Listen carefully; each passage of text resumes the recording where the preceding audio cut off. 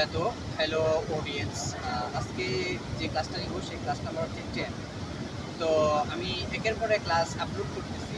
আজকে যে ক্লাসটা সেই ক্লাসটা হচ্ছে কুর্তি। আমরা জানি যে মডেল অক্সিলারি ভার্ব অনেকগুলাই আছে, ক্যান, কুড, শ্যাল, শুড ইত্যাদি। এগুলো হচ্ছে মডেল অক্সিলারি ভার্ব। এই ভার্বগুলো দিয়ে যদি আমরা সেন্টেন্স তৈরি করি, আশা করি ইনশাল্লাহ আমাদের এই প্র্যাকটিসের মাধ্যমে আমাদের ইংলিশ ডেভেলপমেন্ট হবে। তো এখন যদি আমি বলি যে আজকের যে ক্লাসটা সেই ক্লাস হলো কুর্তি।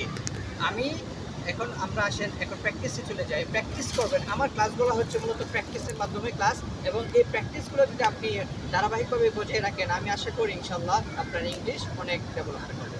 তো চলেন আমি বলি যে আমি রান্না করতে পারতাম। I could cook. আমি রান্না করতে পারতাম।